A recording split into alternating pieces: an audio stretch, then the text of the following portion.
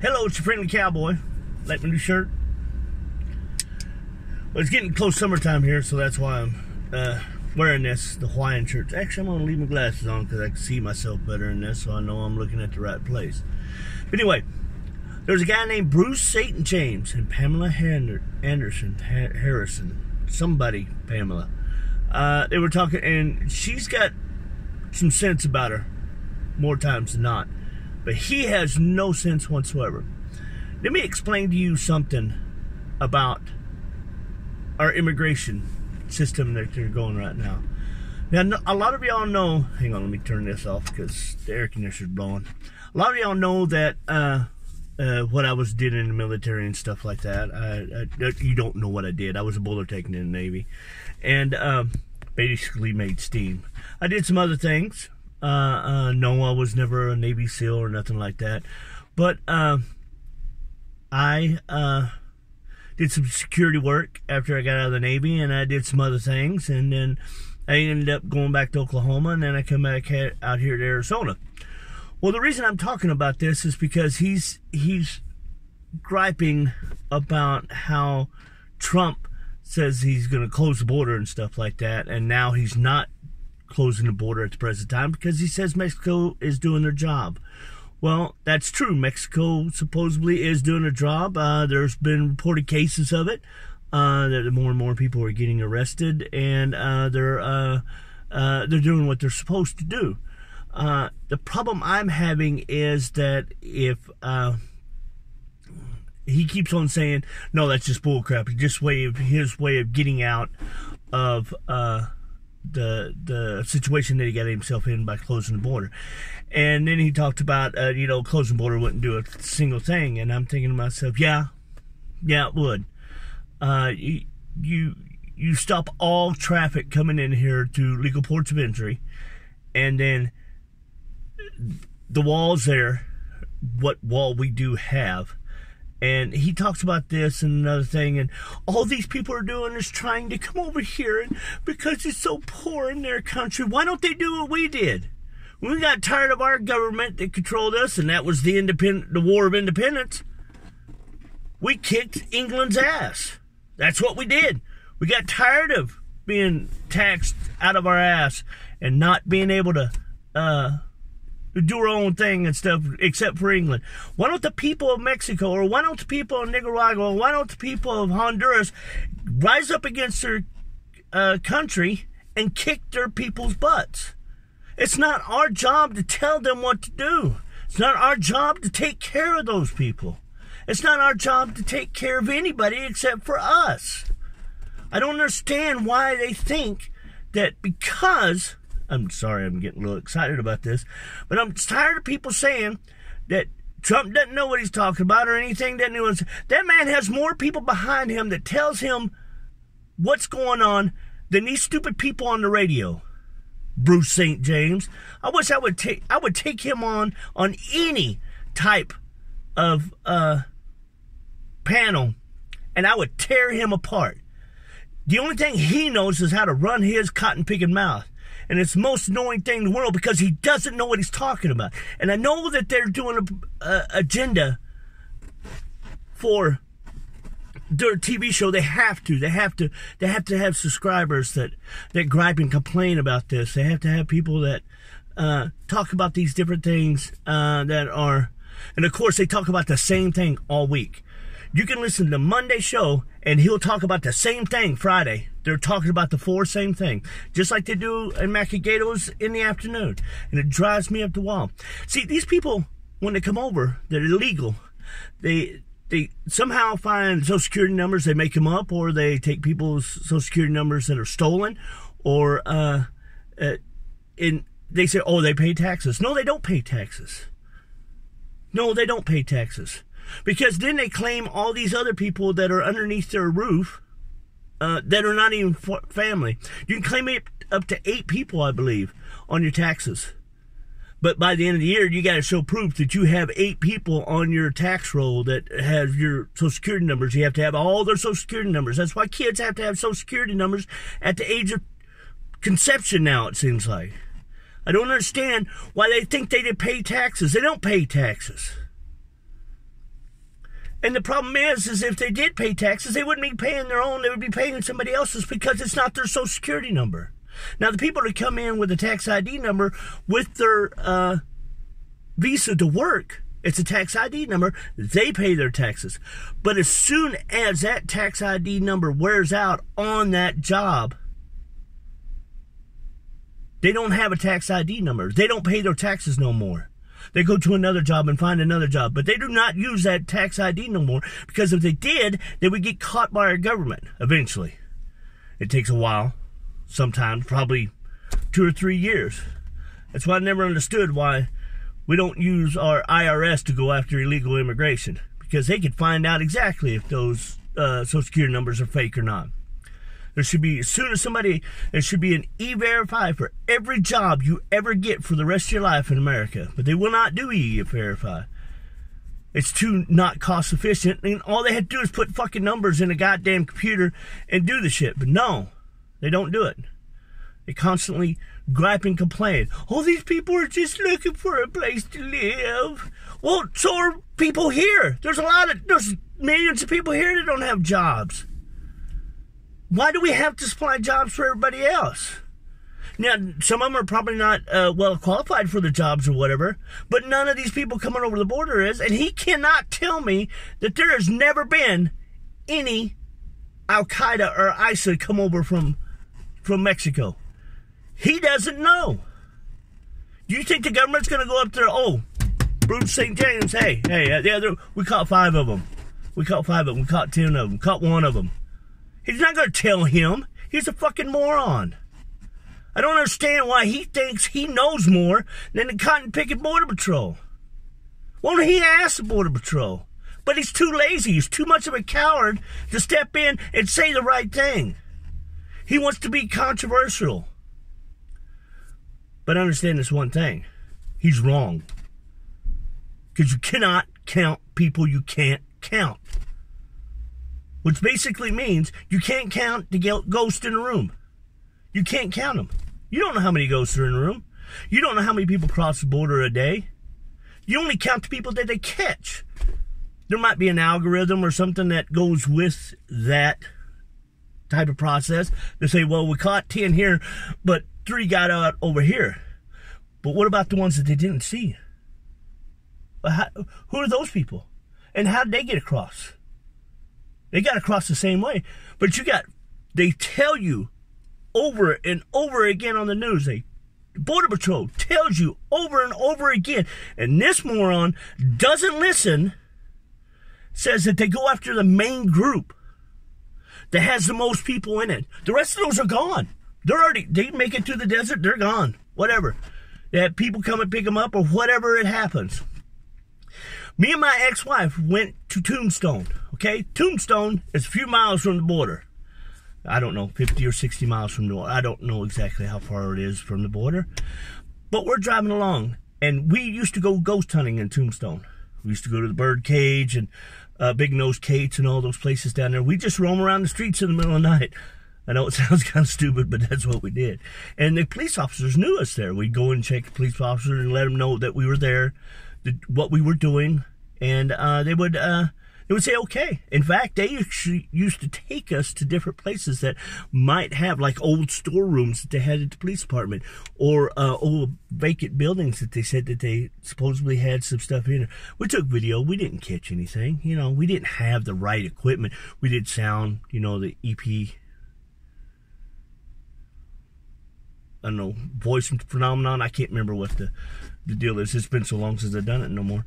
But anyway, so we're driving through there, and from Tucson, you have to turn right at Benson, Arizona, and then you head down way, you know, toward Tombstone. Tombstone's a little small town, a little bitty thing, and it's about the size of, it's a little bit bigger than Blair.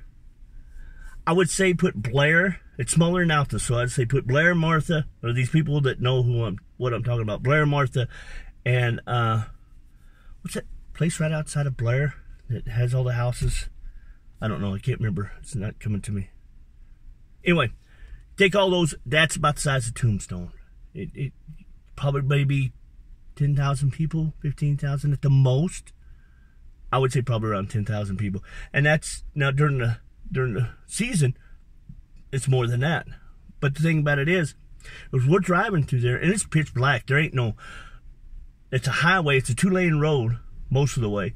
And you're going through canyons and stuff like that, and you got bridges you're going over and stuff because there's low areas and washouts and stuff like that. We pull up over this hill and come down where a bridge is about a mile and a half outside of a big hill that as you come into Tombstone, that's how you come. You come into a hill and then you come down into Tombstone. Well, at the top of that hill, there used to be a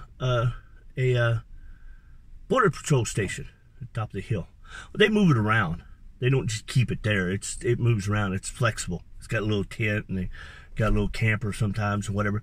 But anyway, Border Patrol station, and we're going over the bridge. It's a small bridge, but you know it's got a big wash underneath it. There's a whole bunch of what I would call illegal aliens. I wasn't there. I didn't ask everybody their ID because they were all getting out of a truck that looked like it was broken down. Steam was coming out from underneath it. They were all going underneath that bridge. I don't know if they were just hiding out because they saw a car come over to the top, but it was just a regular car. We was driving a little Chevy Cavalier, 2-door Cavalier, red Chevy 2-door Cavalier. Anyway, so we pull up and we look at Tracy, and Tracy looks at me, and we're like, "Are those illegals? Or is that what they say, you know, is coming over the border and stuff like that?" We're talking 20 people, at least 20 people. They were in the back of a truck, sitting on the edge of the truck. Everybody started getting out and everybody in the truck. I think there was like 3 or 4 people inside the truck. Anyway, so we get up on the hill. We tell them, "Hey, you got some, I think you got some illegal aliens getting in a truck, coming out of a truck." I said, "Did a truck come by here?" And he goes, "No, there was no truck." I said, "Well, there's one right now, broke down, right there at that bridge, right at the bottom of this hill, which is about a mile and a half away." And I said, I said, "There was a whole bunch of people climbing out of that truck. They were going actually underneath the bridge. They were hopping out of the truck, going underneath where the rocks are and going underneath the bridge." He goes, "Cool."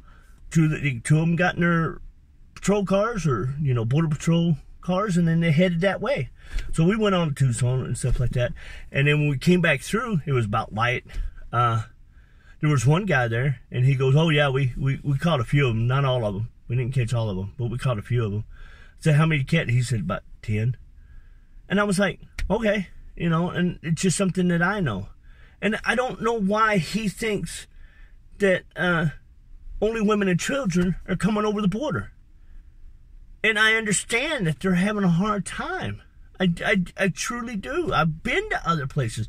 You go to Puerto Rico, you get outside of the major town there in Puerto Rico, those people live in shacks. I'm talking plywood buildings. They live in plywood buildings.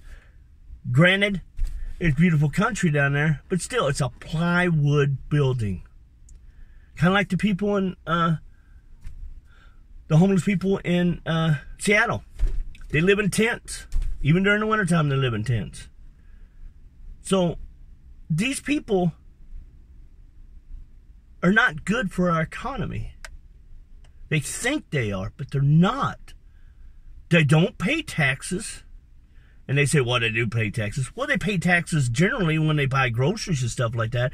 But more times than not, if you go to a check cashing place, they're in there cashing their checks. There's a whole bunch of them cashing their checks. Some have banking accounts. You know, some are here legally. And some of the families are legal. They give them the money that everybody puts in a bank account. Whatever. I know this for a fact. That they send the money to Mexico. I worked for a company that made, quote unquote, I'm just going to say shutters and windows, and or the shutters for the windows and the blinds and the arches and stuff like that. And none of those people, the ones that made the blinds and stuff all spoke English. The ones that was making the shutters and stuff, there was only 2 of them that actually spoke English. The rest of them didn't speak any words of English whatsoever. And it was a quick rotation. And about every 3 or 4 months, they would disappear and some more people would come in. was never people there that lasted more than that. And I know for a fact that they didn't get here legally. Because I'd ask them. I would never tell on them. No, because they was doing a job. You know, they was working. The problem is they're not paying taxes. They don't have Social Security number. They can't pay taxes. Even if they had a fake Social Security number is stolen or somebody's dead Social Security number. So they're paying those taxes.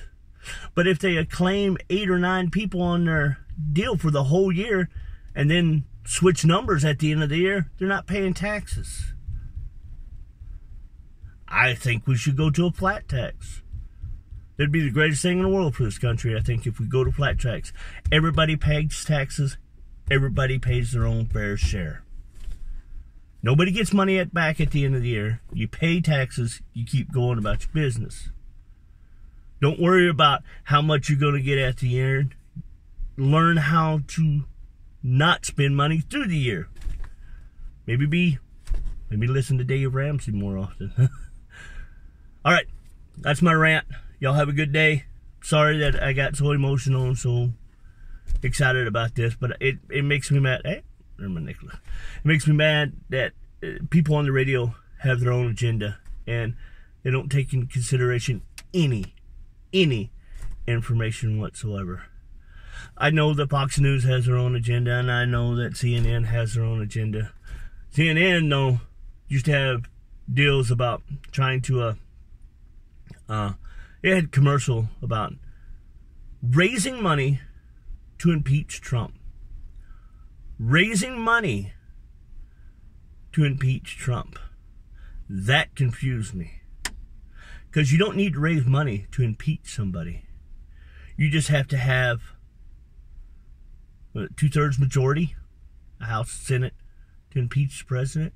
Or maybe, I don't know, maybe 60. I don't know what the impeachment process is for doing the president, but you don't need money. You just need the people willing to do it like they're trying to do. Some of them are trying to do right now. Finally, supposedly they laid off of that because there's some information that came out that Trump didn't do what they said he did. Or if he did, there wasn't enough evidence to prove it that he did. So I always like that they tried to, well, but there's there's not enough evidence to prove it in a court of law. You can't prove it. All right.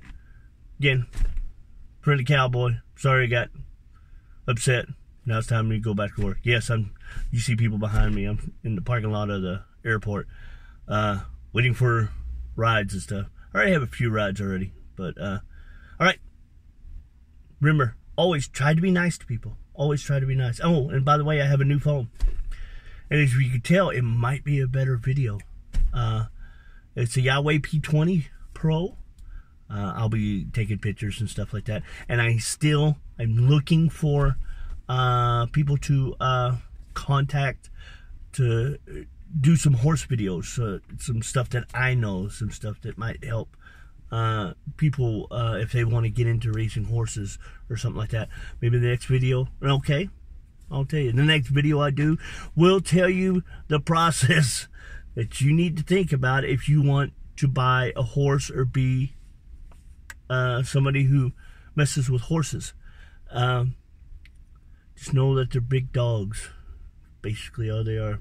You train them just like you would a dog somewhat. All right. Friendly Cowboy. Love you guys. I have 73 followers on my Facebook page now. That's cool. I started out with only 40. Already, heck, I didn't even start out with none. I started out with 2. And I told a few people about it. I think I ended up with 10 or 15 the first, few months. And then it started growing and growing. Thank y'all very much. And hopefully maybe soon I'll be up to 100. That'd be cool. And I'll put this on my YouTube channel. All right. Thank y'all. Y'all have a good day. Bye.